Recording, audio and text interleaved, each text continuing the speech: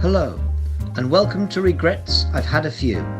I'm Paul Hunter, Artistic Director of Told by an Idiot, and this is a podcast where I talk to friends and colleagues delving into what made them the person they are today. Hello, and welcome to this Christmas edition of Regrets I've Had a Few. And my guest is one of the funniest actors I have ever worked with, had the pleasure of working with. She's also one of the most honest and one of the most inspirational. Star of stage and screen, welcome Lisa Hammond. Thanks, Paul. Funny as well. You've set me a high bar there now. Well, I did. Thank you for that. But you don't have to be funny for the next 25 minutes. And also, just have to say, Paul, you can't say inspirational to a cripple. You just can't say that. You can say inspirational as my personality. That's my shining personality. That's exactly what I meant, Lisa. And that's exactly what I thought. Exactly. So we're off to a flying start with the. Now, we were joking before this started, saying we've had to contrive this podcast in order to see each other, which is kind of true. But if you don't mind, I'm not going to dwell on the last 18 months and how we've all been and all of that. I'm going to jump right in with a festive opener. Okay. Can you think of one gift that you were given as a child at Christmas that you absolutely loved? Oh, I'm sure there was very many, but what pops straight into my mind is the garage, because I was really obsessed with like cars. So I got this like multi-story garage that had like a little pulley on the side to lift the cars up to the top. Yeah. And then the ramp, it would go down. Oh, I loved it. I absolutely loved that gift. And yeah, I was a bit of a tomboy, probably. And can you think of something that you regret being given? Something I regret being given. Or were they always top-class gifts? As a kid, probably not regret, but people that I think I'm quite a crafter. I love craft things, right? So I think a lot of people at some point, probably when I was in my 20s, would give me a lot of gifts that like craft making kits and stuff like that. And not only did I have tons of them, but they would sit on my shelf and would produce such an amount of stress in me that I couldn't do them. So the thing that was supposed to be the joyous thing, which is like sitting down, doing a nice little crafty thing, became in my eye line, seeing them all to be done, almost like your inbox. It became like my craft inbox. And I used to be like, instead of it, so I just had to either throw them away, re-gift them, or put them somewhere that wasn't in my eye line. Just because it would stress me out. Like the nice thing was really stressing me out. I think that's brilliant. I also remember on the subject of people maybe trying to give something that someone really wants, but it's not quite right. A friend of mine once said when he was a little boy, he was desperate to have a Leeds United football top. And I think, maybe times are a bit hard. So on Christmas morning, he opened it and it was a Leeds United football top, but his gran had knitted one with the badge and everything, which try going to school with that on, mate. Exactly. I thought, what a terrible situation to be in. Bless him. Well, we'll come back to Christmas because we had a very special Christmas together when we did Beauty and the Beast, so we'll touch on that a bit later. But as I was preparing, I realised you're the second guest I've had who has been in the cast of Grange Hill. Yes, of course. So I chatted to Aisha, and one thing that Aisha, you weren't the same time though, were you?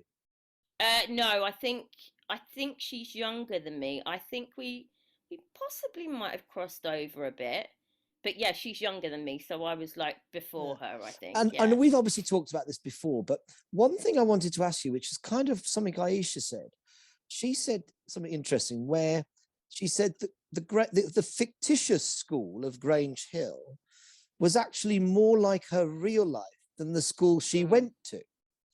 And I just wondered what was that like for you in terms of what your real school was like and how that compared to Grange Hill? Well, it was quite I remember it being such a kind of big part of my childhood. I think it filmed about 6 months of the year, if I remember. So for that block of 6 months, yeah, it was like, because you were long filming days, you know. Yeah. So you were there 10 hours a day, or 11 hours a day. So and you had your tutoring. So, and obviously, you know, everyone hated that bit, because it's like, you know, what, you couldn't wait, you were sitting in the tutor room like trying to do. And also, you know, like, because everyone's in different schools, obviously, you were all responsible partly to bring your own work from your own school in. Yeah. But of course no one really did it, like, and everyone was like just concentrating on the easy bits of their schoolwork. Or, and I used to have the extra thing. I mean, it was true as well, but I probably did use it a bit. There was a room that was attached to the um tutoring room, which it was like a dressing room, like an adult dressing room with a bed in it. And like every time I wanted to get out of the schoolwork, I'd just say, I'm really tired. I'm really getting tired now. And sometimes I was actually tired, in pain, but sometimes I was just like, I can't be arsed with this. So I just go in a dark room by myself and have a nap. And how old Yeah. were you when you started?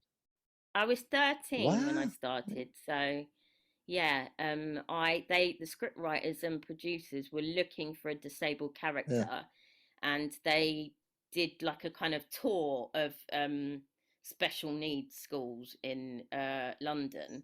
Like, they did assemblies and stuff in all these different schools around the country, and showed an episode of Grange Hill. And they were looking for, you know, they were doing the rounds of the acting kind of vibe of young people schools as well. But I don't think there were many Crips in that context, so they had to kind of widen it out.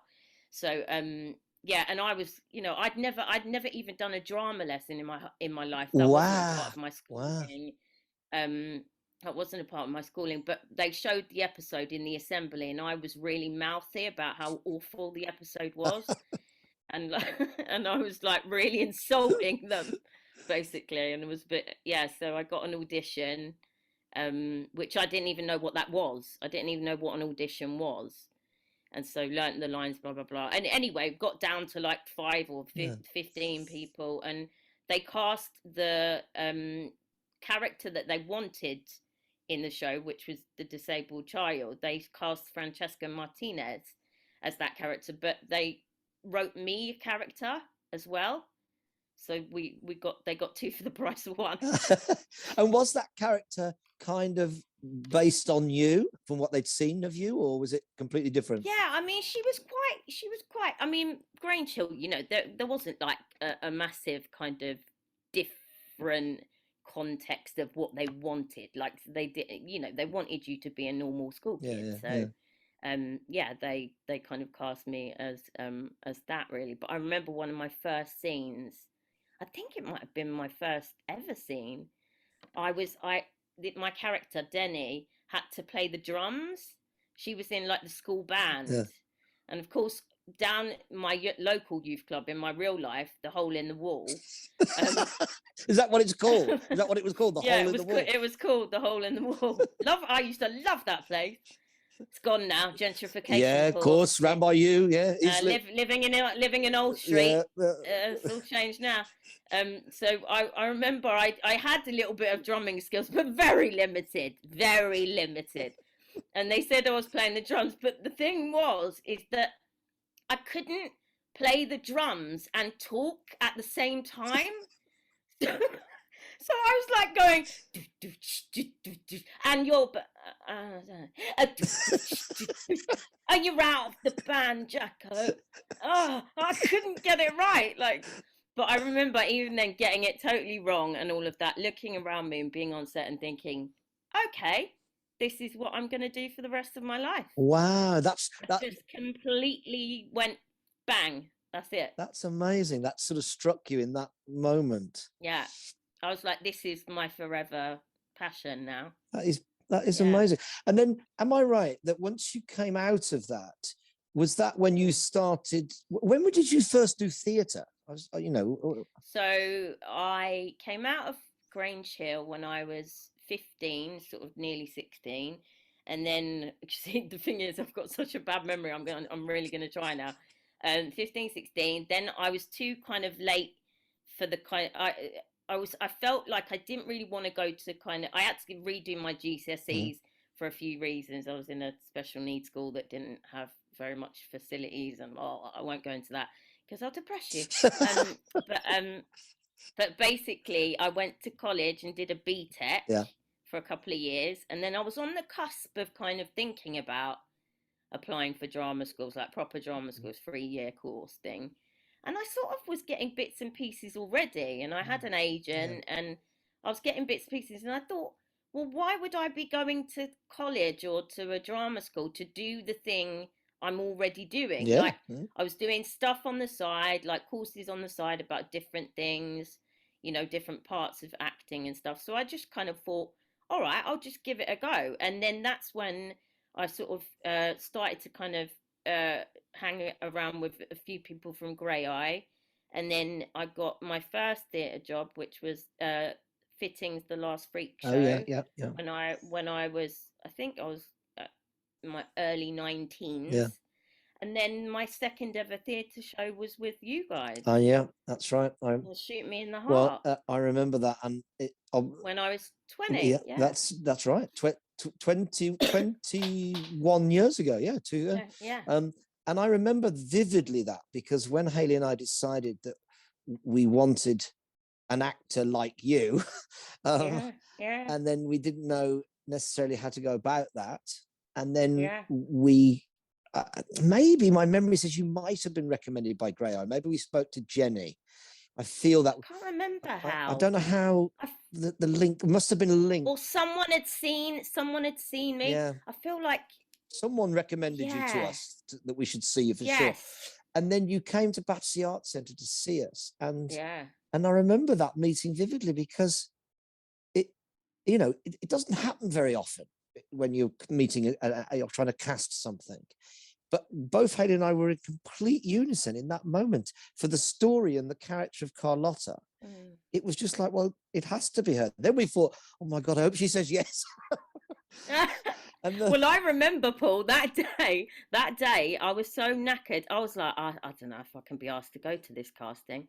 Whatever. But luckily, I got my ass in that cab. And all I remember, because it was a workshop audition, if you remember, obviously, which is very idiot. Instead of like, your 20 minutes, blah, blah, blah, talky. And I remember doing the exercise with you where we had to sing a song whilst dying down the wall. And I was like, this is amazing. Sorry, am I allowed to swear? You can beat that out. No, don't worry. No. And that's, I think that was the other thing that struck us, was how, brilliantly you took to the ideas and what we were trying to do, and what we were going to try and experiment with, I suppose. And then I look back actually at that company of 8 of you, I think. Was it a cast of 8? Yeah. It was our it was quite a big show for us. It was our first bigger show that we'd done. We'd always been before that we'd always done 3-handers. And then suddenly, of course, and it was a big show as well, because me and Hayley obviously weren't in it, and loads of people went, oh, that won't work if you're not in it. And I remember because you'd become defined by your skills and your twosome. Exactly. And I remember me and Hayley going, surely it can't just be about us two. We must have created something that doesn't hinge on just us. So it was like your first experiment almost of, it like, was widening it up. And I'm very and also all of that extraordinary cast. Well, of course, 2 casts as well, because I vividly remember, of course, not only making it was such a joy with you, and your kind of, not just your kind of embracing of everything and the physicality, but your kind of subtlety. I remember a moment when Ian Johnson brilliantly wrote the piano piece that Carlotta plays in the story, and that sort of stuns the village, and we were trying to find a way, how do we do this? And then I remember Ian's music was so beautiful. We just got a point where you just simply you picked your hands up and you simply rested them on your own knees. And that was the concert. And it was so simple and really moving. And I thought your instinct around stuff was so strong. Even if it felt somehow new, you had a real feel for it, I suppose. Oh, I loved every minute of it. I mean, I was, finding Told by an Idiot and working for you guys at that time. I mean, I'm not underestimating it. It completely changed my life at that point. It was a whole new world, like a split in the matrix went and just like opened up, and I was like, oh, we can do things like this, and we can be playful, and we can smash like comic up against tragic and dark and light. And I came home every night from rehearsing that and performing that like on cloud nine. Well, it And it was an showed amazing it time. showed in your performance. And one thing actually I remember not enjoying so much was a year later. You'll remember you all went off to Mexico, took the show there, and Haley had to step in because the brilliant Yeah, Leslie, couldn't do it, and yeah, Tristan stepped in for the brilliant Enzo. And yeah. sadly and rather frustratingly, by the time you went to Mexico, we had opened a new show in England. So I remember speaking to you all on the phone in Mexico City while I was in Weymouth, in a Yeah. pizzeria in Weymouth, thinking, how has this happened? It's my own company. I mean, no offense to Weymouth, any Weymouth listeners, Yeah, yeah, yeah. but it's It was funny because I've still got the old school, obviously non-digital camera, the actual photograph of us on the phone box oh with you from Mexico, and I think it's Annie in the background, yeah. or someone's in the background holding like one of the Mexican puppets. It was like really. I'll have to dig it out for you, Paul. Yes, It's I'd really like to cool. see that. And then, of course, obviously from that, I think partly also, I think from the time when Haley played your mother in that show, the brief time in Yeah. Mexico and France, there was clearly a real chemistry there. And then Haley said, Mm, "I'd love to do something with Lisa," and I think it's a brilliant idea. And you remember, we definitely. scratched some work with just the two of you. At the Mind That's right, Festival, yeah. wasn't it? And Yeah. then we kind of realized maybe we needed more people, and it emerged into Mm, one of my favorite shows of ours, A Little Fantasy, yeah, great with a show. brilliant team, you and Haley and Jed and Rachel and the sublime Jane Gurney. I only Yeah. have to think about Jane doing that scene from that Jimmy Cagney film, Oh God, hysterical, and it's still one of the hysterical. funniest things. But your relationship with Haley was so tender and so Yeah, touching, and and also it was a joy. also, you know, Frank McConnell teaching the two of you that tap routine. Oh my God, yeah. And then because it was like the set was like Yeah, bleachers, wasn't yeah, it? Like wooden yeah. bleachers, and our actual feet were hidden That's behind right. from the And he audience. recorded himself And doing it, didn't he? yeah, so we had the sound of the really fast tapping, and then me and Haley developed this kind of like uh real kind of one-upmanship between us, friendly, obviously, one-upmanship. And we made this thing like every night we'd go, anything you can do I can do less of. So so instead of like mimicking his tap like in our bodies, we'd just do it in like our I eyes. know, it was amazing. It was Like, yeah, it was a great it was show. brilliant. But also, I mean, you mentioned this, and and of course, it's not something you dwell on, but you touched on it Mm, earlier. It was a very physical show for you as well. very Much physical when I look back on that. much Yeah. more physical than Shoot Me. So your role Oh in that God, was yeah. really demanding, and I Yeah. remember it was difficult. Sometimes physically for Yeah, it you, was. it was a really hard show, and that I thought, wow, that to put yourself through that night after Yeah, night. Jed used to have to carry me, didn't Yeah, he? Like as soon as I exited the stage and got off the out of the door, literally couldn't Jed walk. used Yeah, to like scoop me up and like carry me to the yeah. dressing room. Well, Yeah, I mean, yeah, I can't. It was so good, that show.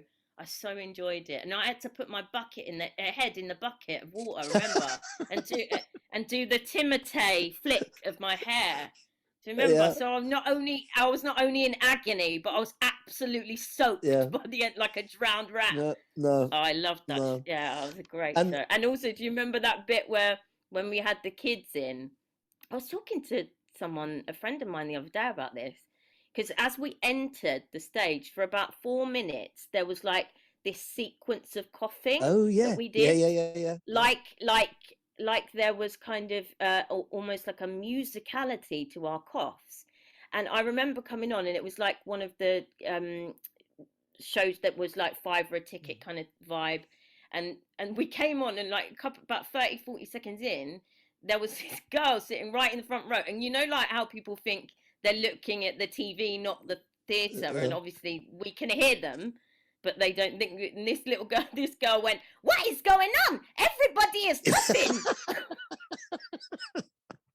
And she was like really perplexed. She was like, "What the?" I do remember that. What the hell? I do remember that. Now, obviously, you've done many shows with us, and as it's Christmas, I have to talk about Beauty and the Beast at the Lyric, which it was such a joy to make. Such a wonderful company.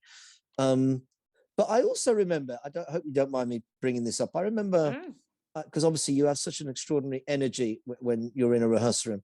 But I remember, I think we were about to go into tech, and we bumped into each other walking across from the tube and coming out of Pret a Manger or something. And you didn't seem your normal self. And I said, "You're right." And you said something like, my memory says, "I'm just a bit worried about how kids might respond to me being Beauty," something like that.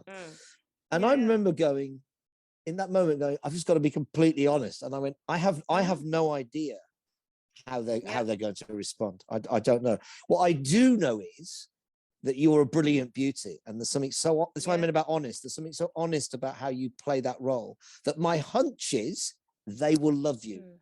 But I really admired the fact that you kind of articulated that. You said, actually, no, I'm not. I am having doubts. Because sometimes you think, "Oh no, I better not say it," or "I better not," you know what I mean? As an actor, you think, "I better get on with it." And actually, but that's testament to the room that you run as well. That's, you know, to be open and honest about, you know, we had conversations, honest conversations about, because I half used my wheelchair because I get chronic pain and fatigue, and that's why I use a chair.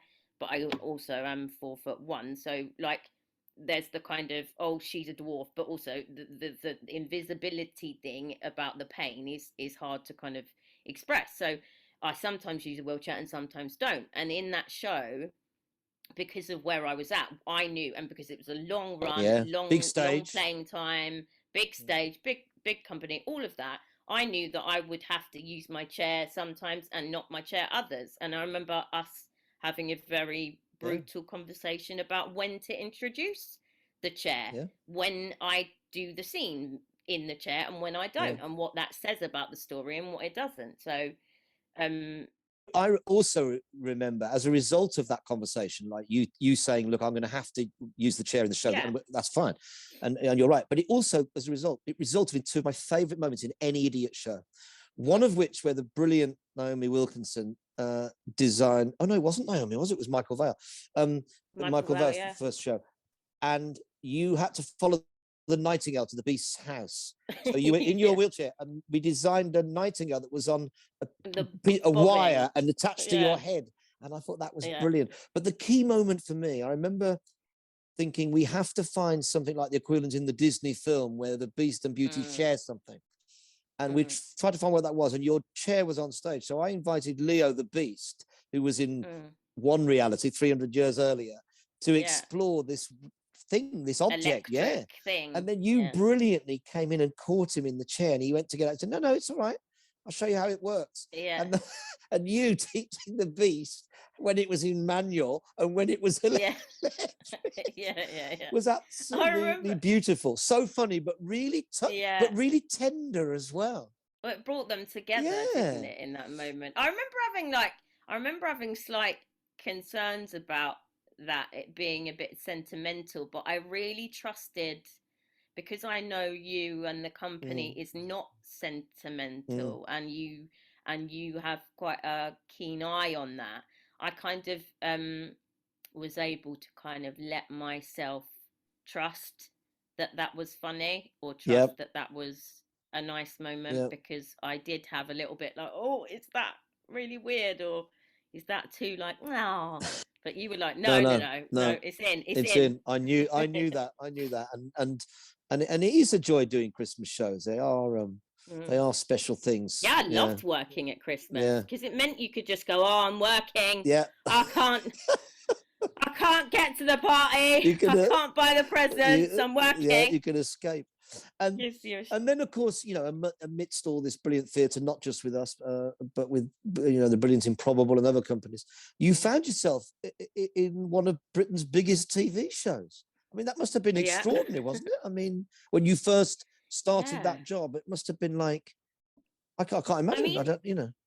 because you know, theatre's been a huge part of my life, and namely with Told by an Idiot and Improbable as well, you know, and other theatre shows and companies as well. But I've always done TV on the side, in over my career. But that was the first kind of, well, not only the most regular, because I was on it for 4 years. I ended up 4 years, wow. 4, yeah, and then. But yeah, like the institution that is EastEnders is so kind of huge, isn't it? Like, so it was incredibly intimidating going in to something like that. And you know, and everyone, once you get to kind of settle down in it, you realize that, oh, okay, because it's like a massive wheel turning constantly, because they've got so much content to get out, and people are busy. So when you're new, you arrive and you're like, I don't even know where the toilet is, like, and then you get buddied up with someone, and then it's okay. But yeah, it's a whole different level, and people treat you very differently. And did you feel any kind of responsibility, you know, going into a show like that? Yeah. Or were you able to kind of go, no, it's just me playing a part, sort of? Responsibility how? Well, I mean, in terms of, you know, you mentioned about the, you know, Grange Hill wanting to have a disabled character in the show. Oh, like representation kind of stuff. Was that yeah, I mean, I did feel that, and I had a lot of chats with them pre me joining the show about how I didn't want to become kind of a vessel for the issues, if you see what I mean. I didn't want to become the character that was bringing to the table the disabled perspective, let's say. Obviously I am disabled, so my perspective includes that, including my characters, but I didn't want to be the sole person that storylines revolved around that. So yeah, I did feel a bit, but then you kind of get to, it's like anything, you have those fears and you gotta, thoughts, just being in the body that you're in, you know, because you feel the weight of your community, and because we're quite far behind. quite I'm underestimating. And it's going to be there. It's going to be there anyway, isn't it? Yeah. But you do feel responsibility to others to kind of go, you know, well, there's not much of us out there still, and so when you're in it at the pinnacle or the forefront of representation, you think, oh God, I hope I'm getting it right, or hope we do good, or I hope. But that must be a pressure as well, to a certain extent, is it? Or, it's terrifying, because, you know, it's like any minority or any outsider or any person that is trying to kind of go, you know, just please see me as a whole round human. You feel like it should be the case that our taste is what drives us. But so, for example, I could watch a drama with a disabled character in it, or a deaf character, or neurodivergent learning disabled character in it, and go, actually, it's not their performance I don't like, it's just not my taste. That drama's not my taste. Or if I watch someone in a soap, or if I watch someone on a comedy series. But unfortunately, because we are so far behind in representations, what happens is, when there's like one kind of visible person on TV or in the theatre, you go, they've got to do it all, almost. Like, so you're looking at it thinking, oh well, they've missed a trick, or so I know I do it, so it's because we're the lack of visibility across the board, really, I think. It's interesting. I mean, I'm about to say something that's just much more glib in a way, but because you were on because you were on EastEnders, did you ever get any kind of offers to do reality shows? I'm a Celebrity, Get Me Out of Here, I don't know, whatever it might be, or did that? No, here's the see, I'm gonna now bring your glib down to the harsh reality. Which is often, for example, right, there's this thing. So I've been offered, oh, you'll laugh at this, Paul.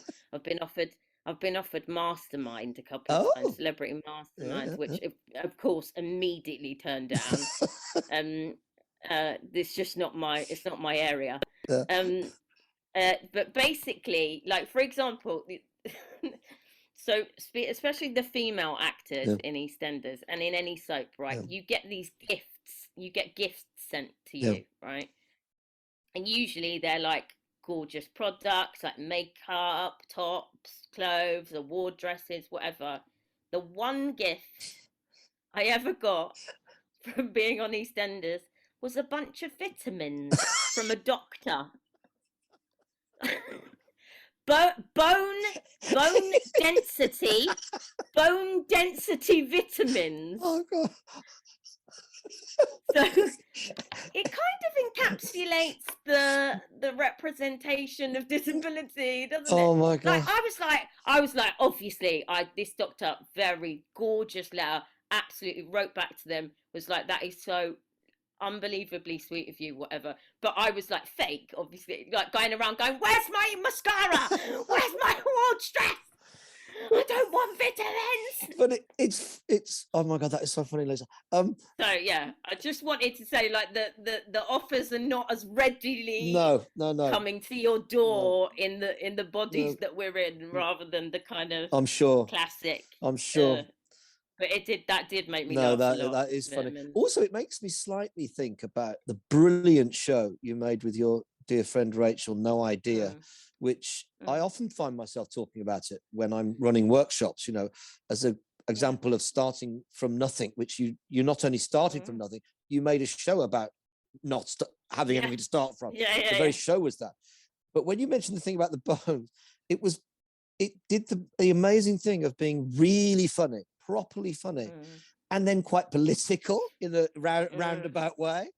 But you know, my memory of that thing where, because of those of you who don't know, listeners don't know, it was an amazing show that Lisa did, Rachel, where they asked people in the street, if you were casting us in a show, what show would it be and how would you cast us? Yeah. And the most funny and also shocking thing was when you ended up on the sidelines, not really in the show. Yeah. Whilst Rachel, you got further and further away from your. There was two iterations of that show. The first one was No Idea, and then the second one that we did more recently was called Still No Idea. And in both iterations of that theatre show, when we went out to the public and asked them what show we could be in, they could imagine everything for Rachel and basically wrote me out of the show.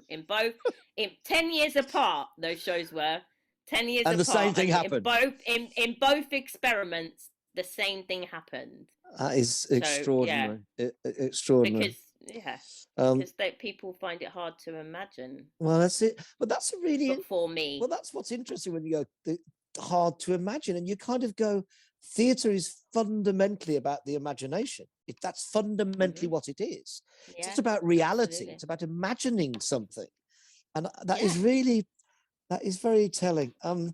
Theatre's a lot more moved on, I think, as well than TV, maybe still in certain ways. Yeah, in some ways it has, hasn't it? I suppose in certain sectors, I would say, of theatre, not all kind of traditional. No. But maybe in certain, as you say, certain places, it's become a bit more. Lisa, I could talk to you all day, and we will talk all day. However, we have to come to a close shortly. And what I'd like to finish with, Lisa, if it's all right, is I'm going to ask you 8 questions. They're all got a Christmas theme. Cool. And you just have to respond with the first response that you have to these questions. Number 1, mince pie or Christmas pudding? Neither, but Christmas pudding. Okay. Home Alone or Muppets Christmas Carol? Oh, Home Alone. Oh, what? Any version or just the original? Original. Original, yeah. Champagne or margarita? Margarita. EastEnders or The Queen's Speech? EastEnders. Oh, I have to think about it. Giving or receiving? Giving. He's behind you or Oh No You Didn't? Oh No You Didn't. Merry You didn't. Merry Christmas Everyone by Slade or Last Christmas by Wham? Merry Christmas Everyone. The Most Wonderful Time of the Year or Can't Wait Till January? Oh, Can't Wait Till January, without doubt. Lisa, it's been absolute joy. Thank you so much for Paul. coming on. Have a lovely Christmas, and let's see if we can at least raise a glass at some point now or in January. That would be lovely. Love to all, Paul. Take care, mate. Take care. And to you, thanks very much, Lisa. Bye-bye.